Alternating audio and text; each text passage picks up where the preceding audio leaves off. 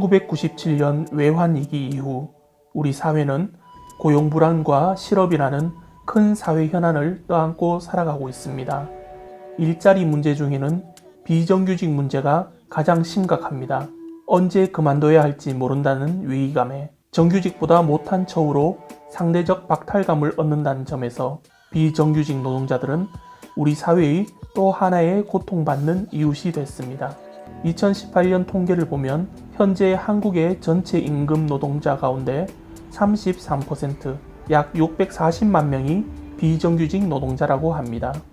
가톨릭 신문은 비정규직 문제에 대해 좌담을 마련했습니다. 비정규직 노동자였고 현재는 작가로 활동하고 있는 이지영 가타리나 씨, 전국 불안정 노동철폐연대 김혜진 상임집행위원에게서 비정규직 노동의 현실을 들어봤습니다. 또 주식회사 하이트론 시스템즈 이우영 타데오 부사장으로부터 기업 측 입장을 들어봤습니다. 아울러 서울대교구 노동사무위원회 위원장 이주영 요한신부님에게 우리 사회와 교회의 역할에 대해 듣는 시간도 마련했습니다. 먼저 전국 불안전 노동철폐연대 김혜진 상임집행위원에게 비정규직이란 무엇인지, 또 비정규 고용의 문제점과 자회사 방식의 고용이 확산되는 이유에 대해 물어봤습니다. 고용을 하려고 하면 고용의 원칙이 있죠.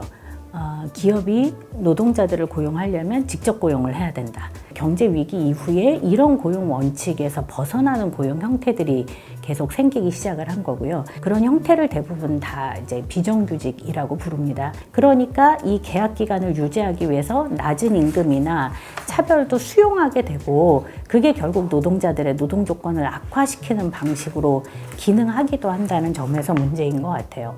김혜진 위원이 지적한 차별 문제에 대해 어떻게 겪었는지 이지영 씨에게 경험담을 들었습니다.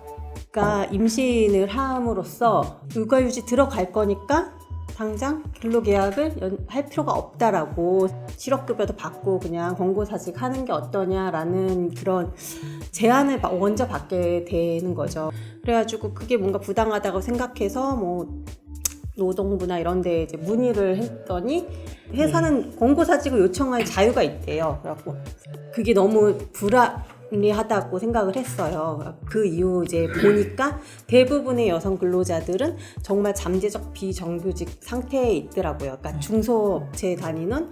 그렇다면 경영을 하는 사측에서는 비정규직 문제를 어떻게 바라볼까요? 사실은 이제 기업은 어차피 영속적인 이익을 이제 추구할 수밖에 없는 그런 기업입니다. 그러나 사람이 자기가 노동을 하는 그 환경 자체가 가장 중요하게 그 노동 환경에 미치는 영향은 뭐냐면 얼마만큼 내가 소중하게 대접을 받고 있느냐.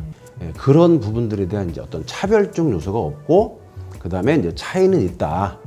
그런 것들을 서로가 이제 인정할 수 있는. 그저 사용자와 직원이 아니라 그 이상의 신뢰관계를 중요하게 생각하는 사용자의 입장이었습니다. 그렇다면 노동자에 대한 교회 가르침은 무엇일까요? 요한 바오로 2세 회칙 노동하는 인간에서 노동 문제는 사회 문제의 핵심이다 라고까지 얘기를 하고, 그 다음에 간추린 사회교리에서도 교회 공동체는 이 노동 문제에 대해서 깊은 사목적 관심을 가져야 한다 라고 하면서 그에 대해서 굉장히 자세하게 얘기를 하시고, 그 방법이 무엇인지도 얘기를 하고 있습니다. 좌담 참석자들은 각자 현실적으로 비정규직 문제에 대한 대안에 대해 나름의 의견을 제시했습니다. 현재 비정규 노동자들이 노동조합 만들기 되게 어렵거든요. 법적으로 제약이 실제로 되게 많습니다. 간접고용 노동자는 실질적인 직접적인 교섭의 당사자인 원청이 교섭에 나서고 있지 않으니까 노조를 만들어도 사실상 별로 힘을 못 갖고 있죠. 그래서 그런 점에서 이런 노동권 자체를 좀 보편화할 수 있는 것, 이게 비정규직 문제를 해결하는 데는 굉장히 중요한 요소 중에 하나라고 생각을 하고 있습니다. 같은 일을 계속 하는데 계속 급여가 올라가는 사람을 언제까지 버텨줄 수 있을까라는 가족적인 인도적인 차원으로서 보호할 수 있는 것은 정말 그냥 기업자의 마인드, 법적으로 보장되는 게 아닌 것 같아요. 저는 가장 중요한 거는 이 노동 환경 자체를 우리가 어떻게 같이 한번 개선하고 서로를 배려해서 이거를 좀 지금보다는 좀 나은 삶의 질을 회복시킬 수 있느냐 하는 쪽으로 전체 이제 이 사측이나 노측이 같이 좀 생각을 해봐야 되는 그런 부분들이 저는 있다고 생각을 합니다. 간추린 사회교리에서도 이야기했지만 비정규직, 그러니까 여기서는 non 스탠다드 워커라고 얘기를 해요. 그러니까 고용이 불안한 사람들에게는 특별한 보호가 필요하다고 가톨릭교회도 이야기를 합니다. 제도적인 보완이라든가 또 법적인 어떤 보장, 그리고 정신과 가치의 회복, 대화, 이런 모든 것들이 다 함께 좀 이렇게 어우러져야겠죠. 아울러 이상적이고 평화로운 노동 환경을 조성하기 위해 무엇이 필요한지 각자 생각을 털어놨습니다. 실은 우리 사회 가장 극단에서 소리치고 있는 사람들에게 뭔가 함께 할 수 있는 가능성을 열어주고, 그래서 우리 사회가 그 방향으로 가지 않도록 하는 것.